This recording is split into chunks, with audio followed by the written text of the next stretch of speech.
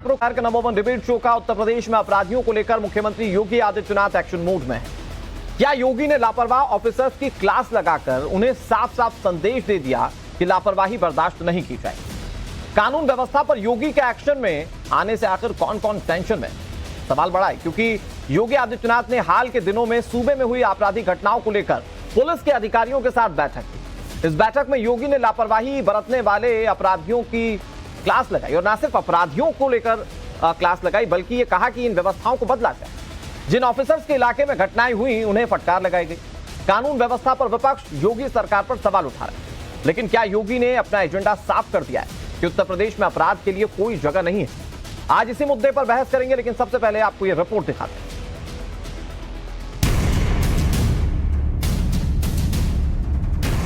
योगी की फटकार, पुलिस अधिकारी खबरदार। लापरवाह अफसरों पर योगी का चला हंटर। योगी सिस्टम लापरवाह अफसरों का फूला दम। कानून व्यवस्था पर योगी एक्शन में, अपराधी टेंशन में। हाल के दिनों में यूपी में हुई अपराध की घटनाओं को लेकर सूबे के सीएम योगी आदित्यनाथ ने सख्त रुख अपनाया है। सीएम योगी ने पुलिस के अधिकारियों के साथ करीब 3 घंटे बैठक की। बैठक में 2700 अधिकारी मौजूद रहे, जिनमें यूपी पुलिस के DGP, special DG law and order और सभी जिलों की कप्तान, थाना अध्यक्ष भी मौजूद रहे। इस दौरान यूपी की कानून व्यवस्था पर चर्चा की गई। दरअसल दीपावली समेत कई बड़े त्योहार नजदीक हैं।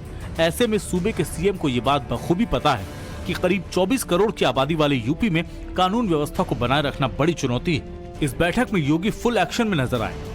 योगी ने लापरवाही करने वाले एक एक अफसर को फटकार लगाई और ये संदेश देने की कोशिश की कि यूपी में अपराध की कोई जगह नहीं है।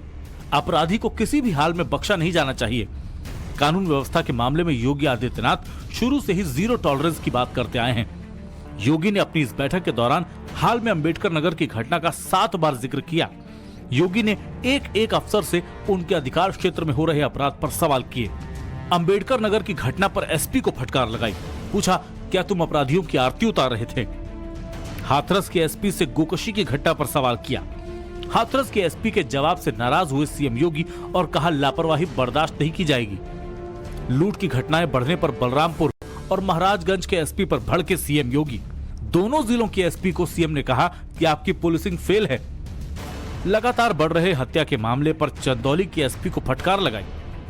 प्रयागराज में लंबित पड़े मामलों पर प्रयागराज के एसपी को भी फटकार लगी। सुल्तानपुर में डॉक्टर की हत्या और आगरा की घटना पर भी सीएम ने नाराजगी जाहिर की। हाल में हुई इन घटनाओं पर समाजवादी पार्टी और बीएसपी ने योगी सरकार को घेरने की कोशिश की।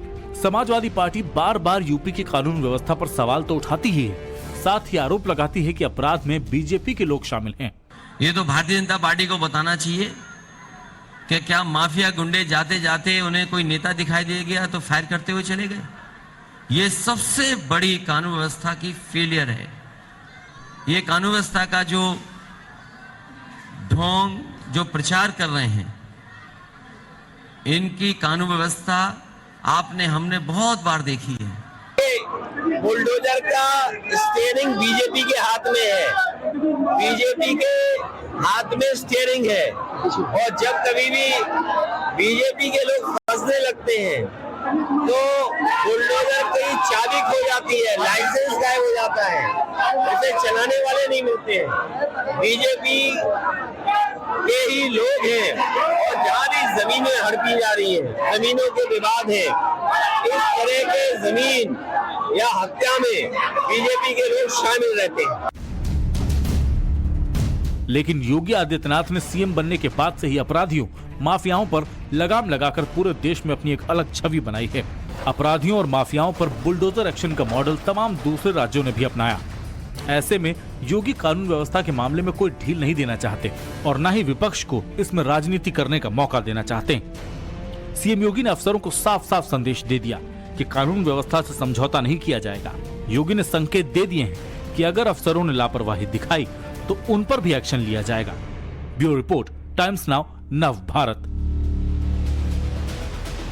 तो मुख्यमंत्री योगी आदित्यनाथ का संदेश बेहद साफ है। अपराधियों के साथ कोई ढिलाई बर्ती नहीं जाएगी। साथ ही साथ हाल फिलहाल में जो विधानसभा चुनाव हुए हैं उत्तर प्रदेश के, उसमें दोबारा जब योगी आदित्यनाथ की सरकार सत्ता में आई तो माना जा रहा था कि अपराध पर कंट्रोल एक बड़ी वजह थी कि जनता ने योगी आदित्यनाथ पर ज्यादा भरोसा दिखाया। वो प्रशासनिक व्यवस्थाएं जो योगी आदित्यनाथ कंट्रोल करते हैं, इस वजह से लोगों ने ज्यादा भरोसा दिखाया। लेकिन अब सवाल ये है कि अभी जो कार्रवाइयां की गई या फिर अधिकारियों को जो फटकार लगाई गई, उससे आखिर जो सियासी पहलू ढूंढा जा रहा था, क्या उस पर विराम लगेगा? हमारे साथ कई सारे मेहमान इस पर बातचीत करने के लिए हमारे साथ राकेश त्रिपाठी हैं, प्रवक्ता हैं बीजेपी के। हमारे साथ विक्रम सिंह हैं जो कि पूर्व डीजीपी हैं उत्तर प्रदेश के। आचार्य विक्रमादित्य हमारे साथ हैं जो कि धर्मगुरु हैं। रोशनी जायसवाल है हमारे साथ जो कि कांग्रेस के नेता है। अब्बास हैदर हमारे साथ जुड़े हुए हैं जो कि समाजवादी पार्टी के नेता है। और मुमताज आलम रिजवी जी हमारे साथ जुड़े हुए हैं जो कि इस्लामिक स्कॉलर है। आप सभी मेहमानों का बहुत बहुत स्वागत। मैं शुरुआत अब्बास हैदर जी आप ही से करता हूं। मुख्यमंत्री योगी आदित्यनाथ एक्शन में है सर, तो क्या कोई ऐसा है कि कोई टेंशन में है? इन एक्शन को लेकर किसी को टेंशन तो नहीं हो रही है? देखिए, उत्तर प्रदेश की सरकार अपना इकबाल खो चुकी है। निश्चित रूप से कोई भी सरकार हो वो अपने इकबाल पे चलती है, और उत्तर प्रदेश में जिस प्रकार से अपराधी बेलगाम बेखौफ घूम रहे हैं वो किसी से छुपा नहीं है। उत्तर प्रदेश में ये स्थिति है कि सुल्तानपुर की अभी हालिया घटना हमने देखी कि जहां पे एक डॉक्टर को किस प्रकार से प्रताड़ित किया गया, यहां तक खबर है कि उसके शरीर पर ड्रिल मशीन का इस्तेमाल किया गया, उसकी हत्या की गई। और आप देखिए इस प्रकार से बेखौफ है अपराधी। और आप देखें अगर किस प्रकार से जालौन में हुआ, जहां पे एक पिता को आत्महत्या करनी पड़ी क्योंकि उसकी एफआईआर नहीं लिखी जा रही थी। बाराबंकी में एक गैंग रेप पीड़िता को आत्महत्या करनी पड़ी, और उसके परिवार का यह आरोप है कि पुलिस ने दबाव बनाया कि आप समझौता सर, आप ये घटना गिना रहे हैं सर, और मुझे लगता है कि बतौर विपक्ष आपको ये सवाल पूछना भी चाहिए। लेकिन असलियत ये भी है कि अंबेडकर नगर की जो घटना सामने आई थी उसमें तुरंत गिरफ्तारी हुई। इसके बाद जो प्रोफेसर की हत्या जो शाहजहांपुर में घटना सामने आई थी, 24 घंटे के अंदर अंदर कार्रवाइयां की गई। लखीमपुर में जो गैंगरेप के बाद हत्या की गई थी, उस मामले में भी बहुत फौरी तौर पर कार्रवाई की गई। तो प्रशासनिक स्तर पर कार्रवाइयां तो की जा रही हैं, और ना सिर्फ कार्रवाइयां की जा रही है, खुद मुख्यमंत्री योगी आदित्यनाथ अपने अधिकारियों के नटबोल्ट भी कस रहे हैं। पुलिस फोर्स है जो हमारे उत्तर प्रदेश की जो कानून है, जो उत्तर प्रदेश के कानून के रखवाले पुलिस वाले हैं, उनके ऊपर यहाँ पे सवाल नहीं खड़ा होता। लेकिन जब सरकार की विल ना हो, पॉलिटिकल विल, लेकिन अगर विल पावर नहीं थी तो ये बैठक क्यों बुलाते हैं अब्बास हैदर जी? जिसमें अधिकारियों को फटकार लगाई, ये बैठक क्यों बुलाई गई? उत्तर प्रदेश में कानून व्यवस्था ठीक है, जीरो टॉलरेंस। अब्बास जी मुझे बस इस बात का जवाब दीजिए कि अगर विल पावर नहीं थी मुख्यमंत्री योगी आदित्यनाथ की, उत्तर प्रदेश में अब्बास जी आप सुन पा रहे होंगे मुझे? अब्बास जी मुझे सुन पा रहे होंगे आप? मैं ये जानना चाह रहा हूं कि अगर विल पावर नहीं है सरकार की तो अधिकारियों को फटकार क्यों लगा रहे हैं मुख्यमंत्री? अधिकारियों को फटकार लगाने से क्या, ये मीडिया में अधिकारियों को फटकार लगाने से, खबर बनाने से क्या अपराध रुकेगा? अगर अपराध रोकना है तो अपराधियों के प्रति समान दृष्टि से कार्रवाई करिए आप। कहीं ये ना हो समान दृष्टि से कार्रवाई सर, उसके लिए भी बहुत सारे सवाल हैं। मैं आ रहा हूं आपके पास अब्बास जी। राकेश जी इस पर जवाब देने के लिए तैयार हैं। राकेश जी वो कह रहे हैं कि कानून व्यवस्था आपके हाथ से पूरी तरह से जा चुकी है, व्यवस्था पूरी तरह से फेल हो चुकी है, और ये जो चीजें मुख्यमंत्री योगी आदित्यनाथ बैठकों के तौर पर कर रहे हैं ये सिर्फ दिखावा है, ये समाजवादी पार्टी कह रही है। देखिए, समाजवादी पार्टी ने कहा कि कानून का इकबाल उत्तर प्रदेश में खत्म हो गया है, जबकि सच्चाई ये है कि अखिलेश यादव जी के सत्ता में रहते हुए इकबाल और इकबाल के साथियों को देख करके कानून का इकबाल गिर जाया करता था। सच ये थी कि अपराधियों की जाति और मजहब को देख करके पुलिस कार्रवाई किया करती थी, और इसलिए उत्तर प्रदेश में अपराधियों के मंसूबे बहुत बुलंदी पर हुआ करते थे। भारतीय जनता पार्टी की सरकार आने के बाद हमने एक योजना प्रारंभ की, वन डिस्ट्रिक्ट वन प्रोडक्ट, जो उत्तर प्रदेश की प्रगति के लिए एक माध्यम बनी है। लेकिन समाजवादी पार्टी भी एक पे एक प्रोडक्ट अपनी योजना चलाया करती थी, वन डिस्ट्रिक्ट वन माफिया। हर जिले में एक एक माफिया हुआ करता था जो पूरे जिले में एक पैरेलल सत्ता का साम्राज्य चलाया करता था। उत्तर प्रदेश में भारतीय जनता पार्टी की सरकार बनने के बाद हमने चाहे प्रयागराज से अतीक अहमद के आतंक का अंत किया हो, या पूर्वांचल में मुख्तार अंसारी के आतंक का अंत किया हो, अंबेडकर नगर के खान मुबारक का हमने आतंक का अंत किया हो, या सलीम सोहराब रुस्तम के आतंक का अंत करने का काम हमने लखनऊ से किया हो। उत्तर प्रदेश के मुसलसल जिलों से समाजवादी पार्टी के द्वारा पुष्पित पल्लवित किए गए ये अपराधी जनता के लिए आतंक का एक पर्याय बना करते थे। लेकिन आज जनता के बीच में भरोसा आया। अब्बास हैदर, मैंने आपके तमाम आरोपों को चुपचाप सुना है, तो थोड़ा सा धैर्यपूर्वक जनता ने आपको कहा ना, बैठिए ना किनारे जाकर करके थोड़ा सा सुना करिए ना। आरोप आपने लगाए हैं, इन आरोपों पर जरा जवाब भी सुनिए, थोड़ा इतना धैर्य रखिए, संयम रखिए। सच्चाई यह है, याद करिए 2007 का विधानसभा का चुनाव, जब 2007 के विधानसभा चुनाव में मुलायम सिंह यादव जी को बॉलीवुड के शहंशाह अमिताभ बच्चन को लेकर आना पड़ा था और स्लोगन दिया था, विज्ञापन दिया था, यूपी में दम है क्योंकि जुर्म यहां कम है। जनता मानी क्या? जनता ने अमिताभ बच्चन की बात को भी खारिज कर दिया, क्योंकि उत्तर प्रदेश में जुर्म पराकाष्ठा तक था, अपने सबसे ऊंचाइयों तक पहुंचा था। और मायावती जी ने उस समय नारा दिया था, चढ़गुंडों की छाती पर मुहर लगाओ हाथी पर। जनता ने भरोसा किया, बसपा की सरकार बनाई, लेकिन बसपा की सरकार पैमाने पर तो कहीं ना कहीं बीजेपी के लिए एज है, क्योंकि इसी कानून व्यवस्था को सबसे अच्छे तरीके से प्रेजेंट किया चुनाव में भारतीय जनता पार्टी ने, और पिछली बार के मुकाबले यानी 2017 के मुकाबले पिछली बार अच्छे वोट मिले। मैं आ रहा हूं राकेश जी आपके पास, मैं बहुत जल्दी से कांग्रेस के प्रवक्ता के पास जाऊं, उससे पहले आचार्य विक्रमादित्य जी मैं आपके पास भी आता हूं। विक्रम सिंह सर, ये जो अपराधियों के खिलाफ कार्रवाइयां होती हैं, ये क्या हिंदू मुस्लिम के हिसाब से कार्रवाइयां होती हैं क्या? क्योंकि समाजवादी पार्टी के प्रवक्ता इसे डिस्टिंग्विश करने की कोशिश कर रहे हैं कि देखिए साहब, कार्रवाइयां तो अल्पसंख्यक के खिलाफ ही की जा रही है, एक पर्टिकुलर वर्ग के खिलाफ कार्रवाइयां नहीं होती। तो पुलिस क्या गोली चलाते वक्त क्या धर्म देखकर गोली चलाती है क्या? अनुराग जी, ये बात ही अनर्गल है, अविश्वसनीय है और अनुचित है। पुलिस का सारा काम जुडिशियल स्क्रूटनी और विभागीय स्क्रूटनी के अंतर्गत होता है। एक भी गोली गलत चलेगी, ये कार्रवाई गलत होगी तो स्क्रूटनाइज कर सकते हैं, विद्वान पैनलिस्ट जा सकते हैं, कोर्ट जाकर के पुलिस वालों को बर्खास्त करा सकते हैं, जेल भेज सकते हैं। पुलिस कोई मनमाने तरीके से कोई पाकिस्तान या कि पुलिस नहीं है कि जो मनमाने तरीके से काम कर दे सबको नेस्तनाबूद कर दे। हर काम विधि सम्मत तरीके से होता है, लेकिन राजनीतिक मित्रों का अपना राजनीतिक एजेंडा होता है, तो अपनी बातों को अतिरंजित करके और दूसरा रंग दे करके पेश करते हैं। अभी आपने सुल्तानपुर के डॉक्टर साहब की बात की, डॉक्टर घनश्याम तिवारी जी की हत्या हुई, निर्मम हत्या हुई, लेकिन अजय नारायण सिंह जो आरोपी थे उनके ऊपर बुलडोजर चल गया, पूरे ट्विटर में छाए हुए हैं। ये बात कहने वाली है कि अल्पसंख्यक के इस बिरादरी के लोग इस बिरादरी का, वो तो बीजेपी नेता के संबंधित हैं जी, और यही आरोप लगा था और उनके ऊपर बुलडोजर चल गया। कितने बीजेपी नेताओं का लखनऊ में घर नेस्तनाबूद कर दिया गया, जमीन दोस्त कर गया, उसकी हम चर्चा नहीं करते हैं क्योंकि वो हमारे राजनीतिक हित के उल्टा जा रहा है। वास्तविकता ये है, मैं अनुराग जी दो बातें करता हूं बड़े संक्षेप में। हमने क्या चरमपंथियों के मुकदमे वापस किए? नहीं किए। क्या हाईकोर्ट ने हमसे कहा कि इनके मुकदमे ही क्यों वापस ले रहे हैं, इनको पद्म विभूषण दे दीजिए? शीर्ष स्थल पे चरमपंथियों के साथ कोई साठगांठ नहीं, किसी तरीके के अपराधियों माफियों को हम गले नहीं लगा रहे हैं। इससे बड़ा और क्या प्रमाण पत्र हो सकता है? लेकिन सर, इतने बड़े पैमाने पर कार्रवाइयां होती हैं, सबसे ज्यादा बुरी बात तो ये कि उसे धर्म के चश्मे से देख लिया जाता है, कहा जाता है एनकाउंटर फेक। मैं इसको लेकर कुछ आंकड़े जरूर पेश करूंगा अपने जो विपक्ष के तमाम प्रवक्ता हैं, लेकिन रोशनी जी, मेरठ से उधम सिंह, योगेश भदौड़ा, इसके अलावा आप देखें तो कानपुर में अनुपम दुबे, लखनऊ से अजय प्रताप सिंह, वाराणसी जोन से त्रिभुवन सिंह, ये मैं दरअसल उन लिस्टेड माफियाओं की लिस्ट बता रहा हूं जिन पर कार्रवाइयां होनी है। ये योगी सरकार ने तैयार करवाई है और इसमें ऐसा नहीं है कि अल्पसंख्यक देखकर अलग लिस्ट कर दी और बहुसंख्यक देखकर अलग कर दी, इसमें तो सारे ही नाम है। तो ये धर्म के चश्मे से कार्रवाइयों को क्यों देख रहे हैं? सबसे पहले बाबा विश्वनाथ की नगरी काशी से मैं रोशनी कुशल जायसवाल हर हर महादेव करती हूँ आपके चैनल के माध्यम से सभी दर्शकों को। और आपने जो प्रश्न पूछा मुझसे कि जिस तरह से लिस्ट तैयार की गई है यूपी में गुंडों की, मैं बोलना चाहती हूँ कि एक लिस्ट और तैयार होनी चाहिए।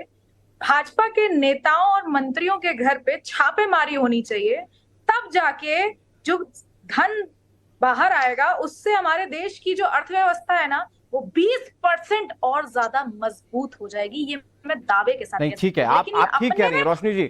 मैं इंटरप्ट नहीं करना चाह रहा था रोशनी जी, मैं इंटरप्ट नहीं करना चाह रहा था, लेकिन मुद्दा आज उत्तर प्रदेश की कानून व्यवस्था है, वहां से पैसा निकलेगा, ये तो आप इसको सबसे पहले इस प्लेटफॉर्म पर रख रही हैं, इसके लिए आपको साधुवाद होगा अगर ऐसा सच होता है तो।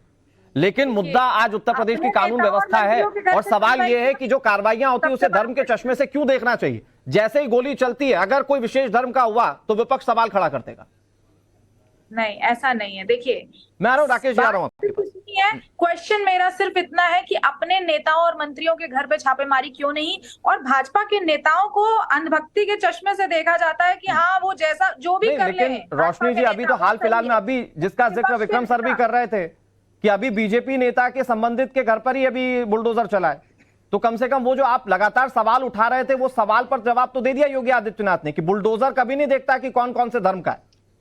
देखिए, धर्म नहीं देखता लेकिन पार्टी जरूर देखता है। अरे मैं वही तो कह रहा हूं कि बीजेपी नेता के यहीं पर चला है, वो बुलडोजर भाजपा के बीजेपी नेता के नेताओं घर की चला है। लिस्ट बहुत लंबी है, बहुत लंबी है भाजपा के नेताओं की लिस्ट। मुख्तार अंसारी का सिर्फ एक नाम सामने आता है, हर वक्त मुख्तार अंसारी की बातें होती रहती हैं चैनल के माध्यम से कि मुख्तार अंसारी को अभी तक कार्रवाई हो रही है, ये हो रहा है, लेकिन भाजपा के नेताओं और मंत्रियों की लिस्ट बहुत लंबी है जिनके घर पे मैडम छापेमारी ये होनी लिस्ट चाहिए। लंबी है, मैं मान गया, आपके मुताबिक ये लिस्ट लंबी है, मैं मान गया। जनता के सामने पब्लिक प्लेटफॉर्म पर कानूनी तौर पर आप इसको आंकिए, इसको तौलिए, कोई दिक्कत नहीं। लेकिन सवाल ये है कि जो कार्रवाई हमारे जाबाज जवान ऑफिसर्स करते हैं, कार्रवाई करने के बाद जब वो पुलिस प्रशासन के अधिकारी मुख्यमंत्री के सामने जब डांट खाते हैं, तो आप उस पर सवाल कैसे खड़े करते हैं? उसके पीछे का आधार दरअसल समझने की कोशिश करेंगे। यहां मुझे एक बहुत छोटे से ब्रेक के लिए रोका। उत्तर प्रदेश की चर्चा जब होती है तो वहां पर प्रशासनिक कड़ाई की चर्चा इन दिनों काफी होती है।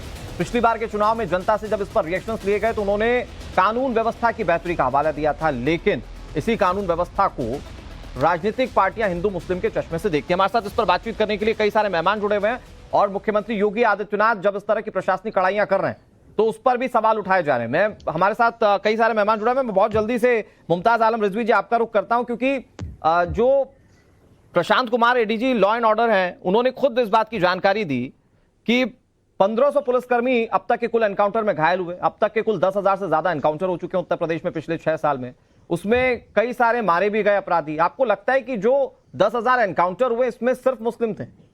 ये किसी हिंदू पर कार्रवाई नहीं की गई, किसी ऐसे अपराधी पर कार्रवाई नहीं की गई जो बहुसंख्यक से जुड़ा हुआ था? देखिए, मैं समझता हूं कि सबसे पहले तो हमें ऑल ओवर बात करनी चाहिए।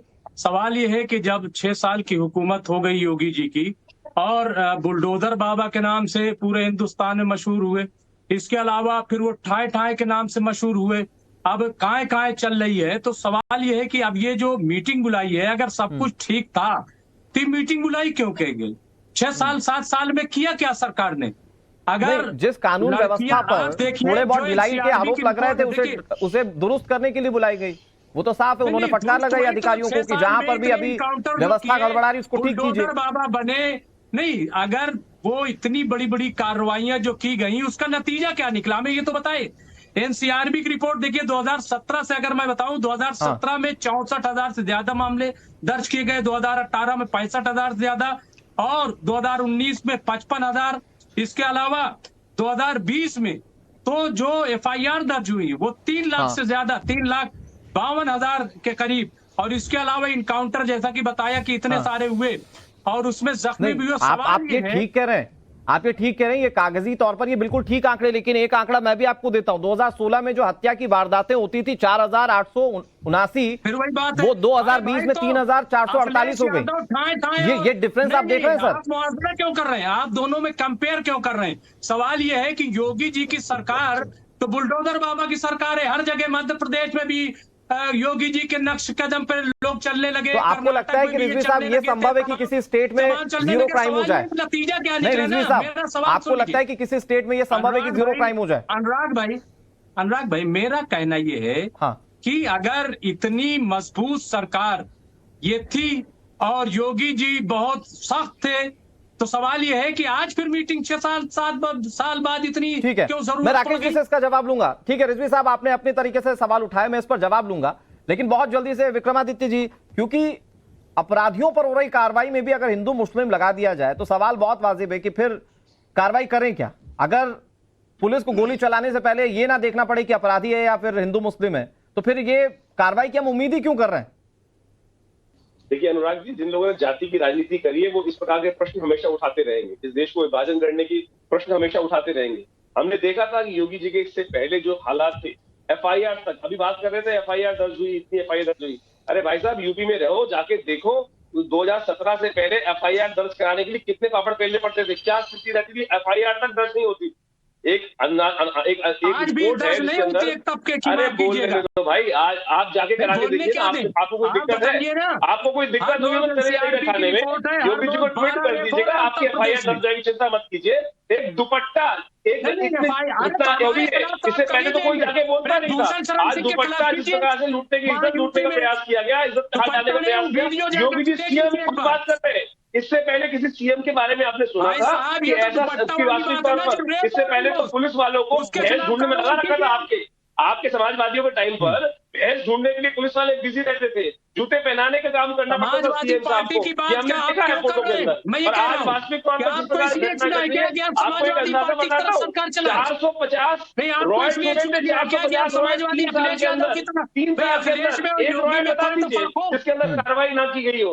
आप सरकार कार्रवाई कर रही है, मीटिंग बुला रही है और एक एक अफसर की क्लास लगा रही भाई है। कितने उसमें भी आपको लोग दिक्कत हैं है। आप अरे उसमें भी बताइए, क्या कितने दिक्कत है खिलाफ भाई, सरकार बीजेपी कार्य के कर रही है ना। खिलाफ देखिए अपनी ये लिस्ट संसार बताइए ना। सुधरने वाला नहीं है, ये ठीक है। संसार सुधरने वाला नहीं है। चाहे कोई भी है, राम राज्य में भी लोग गलती करने का प्रयास करते थे, लेकिन दंड जब तक सुदृढ़ आपको नहीं लग होगा। रहा है आज दंड सुदृढ़ हो रहा ठीक है, यूपी आज नहीं, दंड लेकिन सुदृढ़ हो रहा है। आपको लग रहा है? एक बड़ा नहीं, पॉइंट ये भी राम है राजा कि आपको जब लग रहा है यूपी में? एनकाउंटर वाली कार्रवाइयां होती हैं या अपराधियों के खिलाफ कार्रवाइयां होती हैं तो हमारे देश और प्रदेश की जनता इस पर कम से कम खुशी जाहिर करती कि इससे अपराध कम होगा, डर बनेगा कम से कम अपराधियों में। मैं इस पर बात करूंगा। मैं बहुत जल्दी से राकेश जी, क्योंकि मुख्तार आलम रिजवी जी ये सवाल उठा रहे हैं कि अगर सब कुछ ठीक चल ही रहा था, जिसका दावा आप लोग करते हैं, बेहतर कानून व्यवस्था का दावा आप लोग करते हैं, तो फिर ये बैठक की जरूरत क्या थी?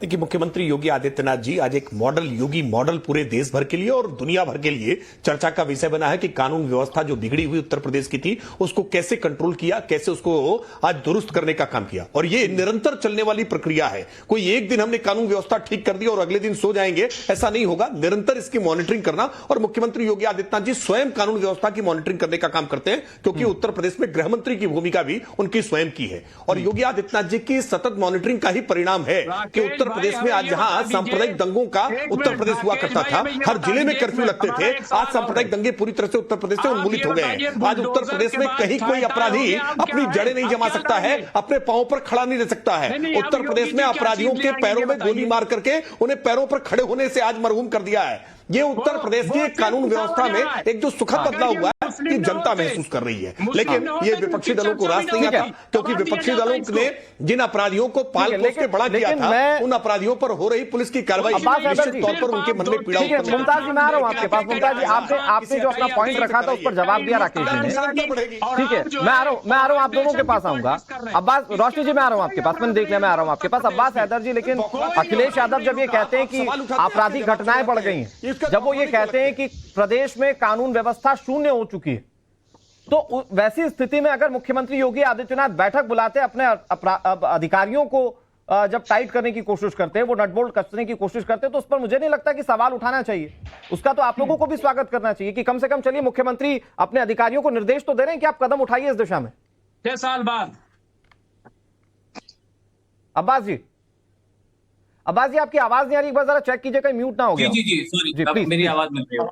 देखिए, मुझे लगता है अगर उत्तर प्रदेश के मुख्यमंत्री जी स्वीकार रहे हैं कि उत्तर प्रदेश की कानून व्यवस्था ठीक नहीं, तो हम उनका स्वागत करते हैं। क्योंकि देखिए, सवाल यहाँ पे सिर्फ एक छोटा सा है कि अगर मान लीजिए अंबेडकर नगर में घटना हुई, बहुत ही दुखद शर्मनाक घटना है, किसी महिला के दुपट्टा खींचा गया, लेकिन क्या ऐसी एक घटना हो रही है जिसपे आपने कार्रवाई करके दिखा दिया? आज उत्तर प्रदेश में क्या है, 59,000 से ज्यादा अगर महिलाओं के प्रति अपराध की घटनाएं होती है जो देश में सर्वाधिक हैं, तो आप प्रतिदिन जोड़ लीजिए कितनी होती है। इसमें रेप भी है, इसमें हत्याएं भी है महिलाओं की, इसमें छेड़छाड़ भी है। प्रतिदिन 8 से अधिक जो है बलात्कार होते हैं उत्तर प्रदेश में। प्रतिदिन 10 के आसपास ऑन एन एवरेज हत्याएं होती है, प्रति 3 घंटे में एक बलात्कार होता है। लेकिन इसके ऊपर आप खामोश हैं, आप दिखा रहे हैं आपने एक जगह कार्रवाई कर दी तो उत्तर प्रदेश में सब चंगा है। तो ये इमेज मैनेजमेंट की राजनीति कब तक चलेगी? अगर आपको वाकई में उत्तर प्रदेश आप ठीक कह रहे हैं, मैं कह रहा हूं कि अगर आप अपराधों को लेकर सवाल उठा रहे हैं तो आपकी बातें ठीक हो सकती हैं,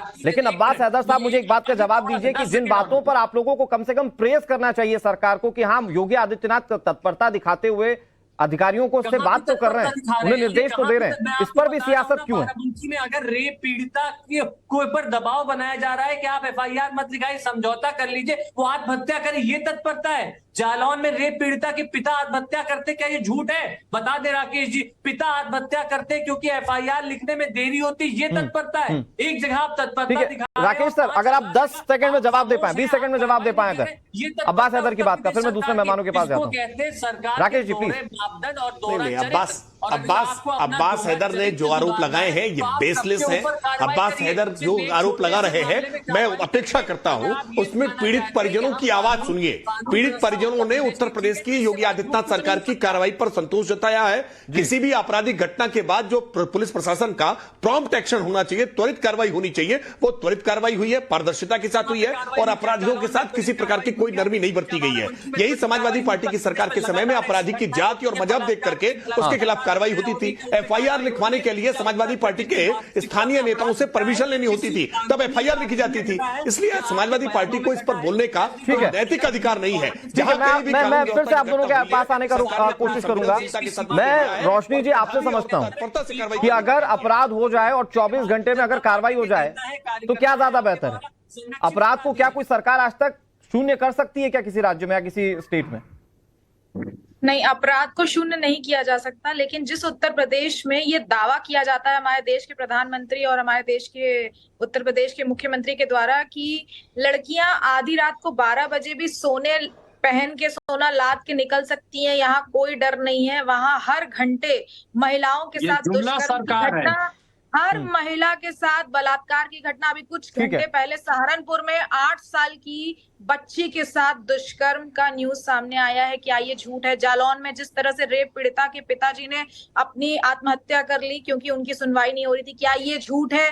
ऐसे ऐसे कृत्य हो रहे हैं क्योंकि यहाँ पे सुनवाई हो नहीं रही है। किस तरह से 10 सेकंड मेरे पास, अगर आप कुछ कहना चाहें क्या वो हम सब ने देखा। कहना चाहूंगा, मैं बड़े राजनेताओं के कुछ वक्तव्य दे रहा हूं, होशियार को इशारा काफी है। लड़के हैं, लड़कों से गलती हो जाती है, गोल्ड मेडल। दूसरा, जब बड़ा पेड़ गिरता है तो जलजला आता है, ये भी गोल्ड मेडल मटेरियल है। अरे अपने बड़े नेताओं ने जो दिशा निर्देश दिया है, जरा उस पर कभी गौर कर लें। उसी से हवा यही दिक्कत है सर बनती है कि अगर पहले के आंकड़ों पर बात करें तो पहले के आंकड़ों पर क्यों बात की जा रही है? आपकी अप्रोच कैसी थी अपराध को लेकर? ऐसा नहीं है कि किसी राजनीतिक पार्टी को जनता ने आंका ना हो, बावजूद इसके सवाल सिर्फ एक तरफा उठाना ये बहुत बड़ा प्रश्न चिन्ह खड़ा कर देता है, और खासतौर पर जब उस पर धर्म का चश्मा लग जाता है। बहुत शुक्रिया आप सभी मेहमानों का हमारे साथ जुड़ने के लिए और पूरी चर्चा में शामिल होने के लिए। वक्त इतनी इजाजत दे रहा था।